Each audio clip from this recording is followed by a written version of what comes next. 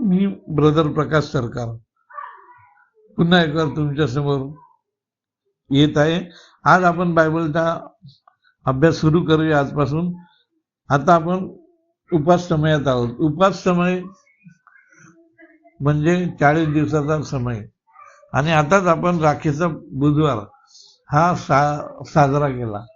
राखीचा बुधवार साजरा करणं आणि हा उपवास समूहाचं महत्व 40 दिवसाचं आपण पाहणार आहोत. कारण जगात प्रत्येक गोष्ट जी आहे ती शुद्ध असायला पाहिजे. परमेश्वराला शुद्ध गोष्टीचा ओढा आहे. परमेश्वराला शुद्ध आचरण प्रिय आहे. परमेश्वराला पापी आत्मा प्रिय नाही, परंतु पापी आत्म्याचा तो द्वेष करत नाही, पण त्याला वाटतं त्या आत्म्याने पाप सोडून देऊन त्याच्याकडे यावं, असा आमचा परमेश्वर आहे. तर आपला परमेश्वर कसा आहे सर्वप्रथम ह्याला हे पाहून घेऊया आणि आपण परमेश्वरासमोर कशा प्रकारे जीवन जगलं पाहिजे आणि आपल्या परमेश्वराला काही अभिप्रेत आहे ते आपण पाहूया. आपण बघतो की हा 40 दिवसाचा पिरियड जो आहे तो दरवर्षी आपल्याला लेन समयात दिला जातो. दरवर्षी 40 दिवस आपण लेनचे पाळतो. आता हे 40 दिवस कशासाठी असतात ह्याचा काहीतरी उद्देश असेल की नाही. बायबलमध्ये ह्या 40 दिवसात असं काहीतरी आहे की जे माणसाला करण्यासाठी हे 40 दिवसाचा पिरियड दिलेला आहे, वेळ दिलेली आहे, हा काळ दिलेला आहे. आणि परमेश्वर आपली वाट बघत असतो या काळात की कधी माझं लेकरू शुद्ध होऊन पवित्र होऊन बाहेर येतं आणि मी त्याला आलिंगन देतो. असा आमचा परमेश्वर तयार असतो आम्हाला आलिंगन द्यायला. आणि तो आमची वाट बघत असतो की आम्ही कधी येतो पाप सोडून त्याच्याकडे आणि तो आम्हाला आलिंगन देतो. प्रत्येक वर्षी आपलं आयुष्य किती असेल त्या समजा आपल्या 60 वर्षाच्या आयुष्यात 60 वर्ष लहानपणाची समजा 20 वर्ष पुढची सोडून दिली तर मागची 40 वर्षातली जी 40 वर्ष जी आहे ती आपल्याला हा समय मिळालेला आहे. आणि त्या 40 वर्षात 40 वेळा आम्ही त्या काय परमेश्वरासाठी केलं हे आम्हाला बघायचं आहे. कारण परमेश्वराचा न्याय सोपा नाही आहे. आपण जेव्हा न्यायासमोर सणासमोर जाऊ तेव्हा परमेश्वर आपला न्याय आपल्याच कृत्याने करणार आहे. तो आमचीच कृत्य आम्हाला दाखवणार आहे आणि मग आम्हाला प्रश्न पडणार आहे की आता मला स्वर्गात हा कसा घेईल. तर अशी वेळ येता कामा नाही. म्हणून परमेश्वराने आपल्याला सुबुद्धी दिली आहे, ज्ञान दिलेलं आहे, पवित्र आत्मा दिलेला आहे आणि वचन दिलेलं आहे. सगळ्यात महत्वाचं म्हणजे त्याने आपल्याला हे वचन दिलेलं आहे. त्या वचनाद्वारे आपण परिपूर्ण होऊ शकतो. परफेक्ट नाही होऊ शकत पण परिपूर्ण होऊ शकतो. परफेक्ट एकच आहे, परमेश्वर, पिता परमेश्वर आहे. आणि म्हणून आपण जेव्हा हे 40 दिवसाचा उपवासाचा सण पाळतो किंवा आपण पाळतो 40 दिवस, तर त्यामध्ये अनेक लोक अनेक प्रकारे परमेश्वराच्या मार्गात वेगवेगळे ठराव करून येतात आणि काही लोकांचे ठराव त्यात पास होतात, काही लोकांचे होत नाहीत. परंतु प्रत्येक जण काही ना काही ठराव करून येतो आणि मी ह्या 40 दिवसात हे करणार नाही, मी हे करेन, मी दारू सोडून देईन, मी सिगरेट सोडून देईन, मी शास्त्र वाचेन, मी प्रार्थना करेन, असे अनेक ठराव करून आपण ह्या 40 दिवसात परमेश्वरासमोर येत असतो है ना. तर ह्याचं कारण असतं की हा पिरियड आम्हाला 40 दिवसाचा काल परमेश्वराने दिलेला आहे. आता तुम्ही बघा, येशू देव होता, देवाचा पुत्र होता, तो जगात आला, पण तरी त्याने काय केलं, 40 दिवस उपवास केला. 40 दिवस उपवास केल्यानंतर जेव्हा तो देवदूत त्याची येऊन सेवा करू लागले तेव्हा नंतर तो खाली आला आणि सेवा करू लागला. का? कारण तेव्हा तो पूर्ण झाला, परिपूर्ण झाला, सामर्थ्याने भरला पवित्र आत्म्याच्या आणि तो येऊन सेवा करू लागला. अगोदर त्याच्यात सामर्थ्य नव्हतं का? होतं, पण शैतान त्याला विचलित करेल म्हणून तो भीत होता, म्हणून त्याला स्वतःची काळजी होती आणि म्हणून तो 40 दिवस त्याने उपवास केला आणि त्याने आपल्याला परिपूर्ण केला. आणि मग तो खाली उतरला आणि मग येऊन भूतलावर त्याने सेवा केली आणि त्या सेवेत त्याने कुठेही तो कमी पडला नाही, शेवटपर्यंत तो करत राहिला आणि पूर्ण यशस्वी झाला. वधस्तंभाने आपला प्राण दिला आमच्यासाठी, आमच्या पापासाठी, आणि त्याचं जे मेन कार्य होतं ते पूर्ण केलं आणि परमेश्वराला संतुष्ट केलं. आणि परत तो मेलेल्यातून उठल्यानंतर पण 40 दिवस तो दर्शन देत होता. किती दिवस? 40 दिवस. म्हणजे हा जो 40 दिवसाचा पिरियड आहे, हा मला स्वतःचं आत्मपरीक्षण करण्यासाठी आहे, स्वतःचं शुद्धीकरण करण्यासाठी आहे, स्वतःचा पश्चाताप करण्यासाठी आहे. आणि म्हणून आपण ह्या 40 दिवसाच्या पिरियडला असं सहजी आपल्याला मिळालेलं आहे, आपण रोजच्या सारखं सोडून देणं गरजेचं नाही, घालवणं गरजेचं नाही. या 40 दिवसाच्या समयामध्ये 40 दिवसानंतर आम्ही जेव्हा परमेश्वराकडे जाऊ तेव्हा आमच्यामध्ये शुद्धता असली पाहिजे, आमच्यामध्ये परिवर्तन असलं पाहिजे, आमच्यामधल्या सर्व वाईट गोष्टी काढून निघालेल्या असल्या पाहिजेत. आम्ही जे ठराव केलेले आहेत ते ठराव पूर्ण करण्यास आम्ही साध्य असलेले पाहिजेत. कारण परमेश्वराने आम्हाला ह्या जगात ह्यासाठी ठेवलंय की आम्ही त्याची लेकरं आहोत. आणि जर त्याची लेकरं परमेश्वरासारखी नसली, शुद्ध नसली, पवित्र नसली, तर तो कसं आम्हाला घेईल त्याच्याजवळ? जाणार नाही ना. कारण सैताना आ वासून फिरत आहे. तो परमेश्वराच्या लेकराकडे त्याचं जास्त लक्ष आहे. पापी लोकांची त्याला चिंता नाही, त्याला आमच्यासारखे जे परमेश्वराचे लोक आहेत त्यांची चिंता आहे. त्याला असं वाटतं की कधी या परमेश्वराच्या लोकांवर जाऊन मी धाड घालतो आणि त्यांना पराभूत करतो, हेच तो बघत आहे. आणि म्हणूनच परमेश्वराने आपल्याला 40 दिवसाचा पिरियड दिलेला आहे.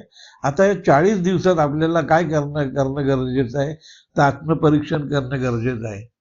आपल्या वाईट गोष्टी समजून घेऊन त्या सोडून देण्याचं गरजेचं आहे. आपण परमेश्वराच्या वचनात वचनात नसलो तर त्याच्या वचनात येऊन त्याच्या वचनाचं वाचन करून, स्मरण करून, चिंतन करून आपली वाढ करून घेतली पाहिजे.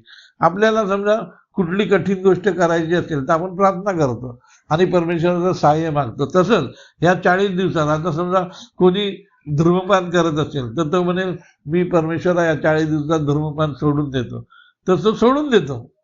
पण 41व्या दिवशी तो परत सिगरेट पितो, असं होता कामा नये. ही शुद्धता नाही आहे. म्हणजे काय होतं की आपण परत त्या घाणीकडे जातो ना 40 दिवस संपल्यानंतर.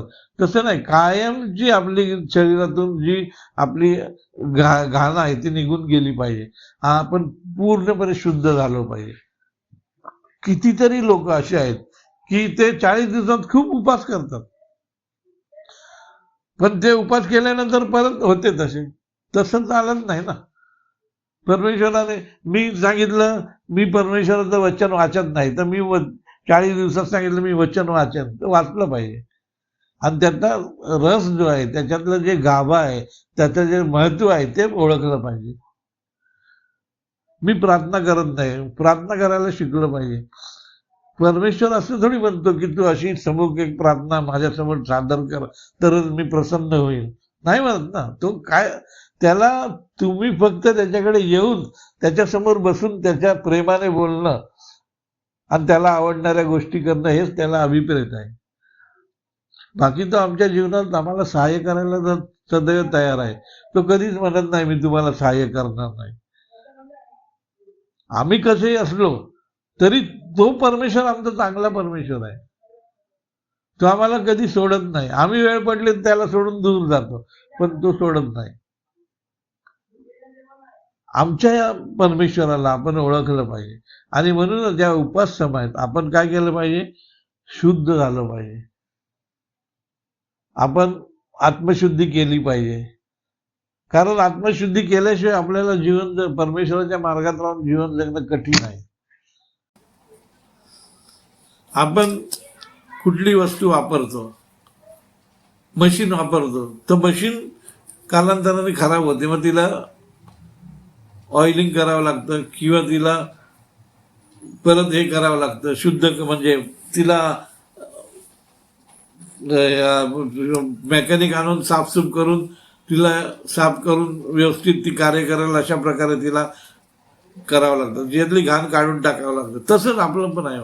आपल्या अंतःकरणात जी वर्षभर घाण साठलेली असते, ज्या सर्व वाईट गोष्टी असतात, त्या 40 दिवसाच्या समयामध्ये परमेश्वराच्या वचनाने, परमेश्वराच्या सामर्थ्याने ओव्हर ऑइलिंग करून काढून टाकायचे असतात आणि आपण शुद्ध व्हायचं असतं. कारण आपली शुद्धता परमेश्वराला हवी आहे, आपला परिपक्वपणा परमेश्वराला हवा आहे. आणि म्हणूनच हा आपल्याला 40 दिवसाचा समय मिळालेला आहे, तो आपण अतिशय आनंदाने घालवला पाहिजे.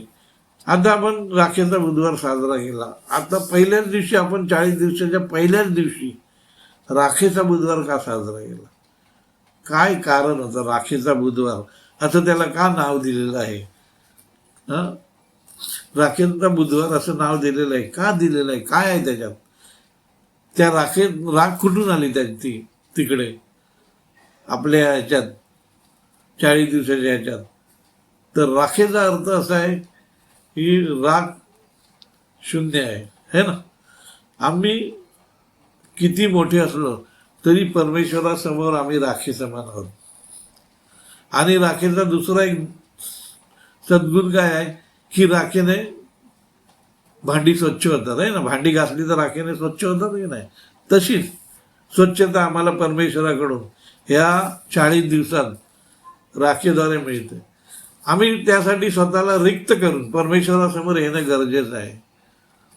आमचा परमेश्वर किती चांगला आहे आणि तो कशा प्रकारे आम्हाला मदत करतो हे जर आम्ही त्याच्याकडे जाऊन त्याच्याबरोबर राहून त्याचा अभिप्रेत असलेल्या गोष्टी केल्या तरच आम्हाला समजणार आहे ना. आणि त्या तो आपल्याला करण्यास सांगत आहे. तो आपल्यावर खूप त्याचं प्रेम आहे, आगापे प्रेम करतो तो आपल्याला, कधीच तो सोडत नाही.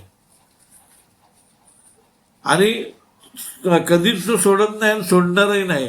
आणि त्याचं प्रेम असं आहे की ते दिवसेंदिवस वाढत जातं.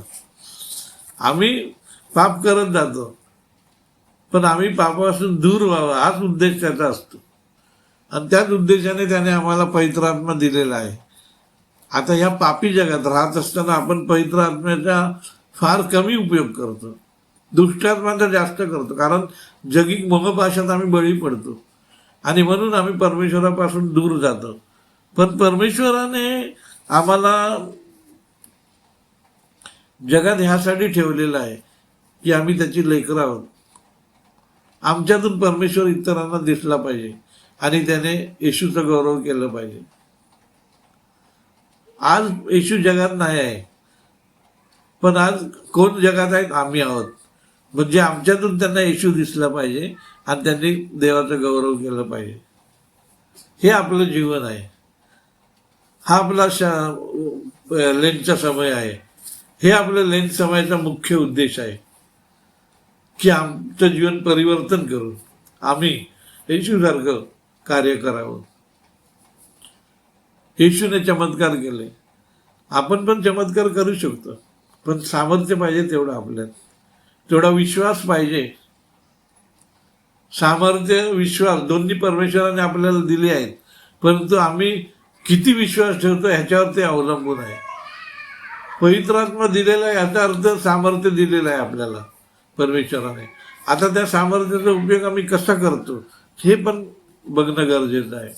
आणि म्हणूनच प्रियांनो, या उपवास समयात आपण अधिकाधिक परमेश्वराला संतोष होईल, अधिकाधिक परमेश्वराला आवडेल, अधिकाधिक परमेश्वराला रुचेल, पचेल अशा प्रकारे जीवन जगून 41व्या दिवशी जेव्हा आपण बाहेर येऊ लेंट समयानंतर, ईस्टर नंतर, तर परत आपलं होतं तसं जीवन जगण्याचा प्रयत्न करू नये.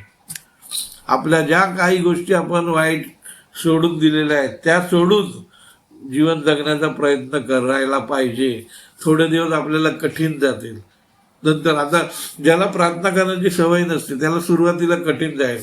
अरे रोज प्रार्थना करायची, सकाळ संध्याकाळ जमत नाही मला, असं वेळ नाही, हे नाही ते नाही.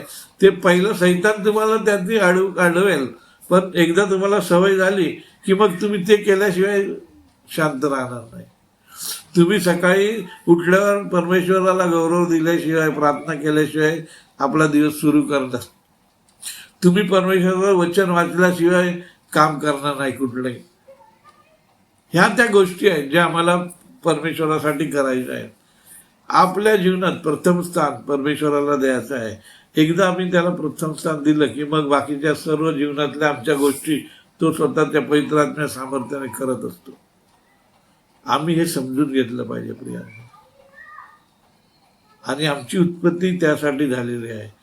तर आज जो आपल्याला 40 दिवसाचा समय मिळालेला आहे, त्या समयात आपण जास्तीत जास्त शुद्ध होऊन ती शुद्धता 40 दिवसानंतर पण कायमची टिकून जीवन जगण्याचा प्रयत्न करूया. आणि परमेश्वर त्यासाठी आम्हा सर्वांना सहाय्य करू.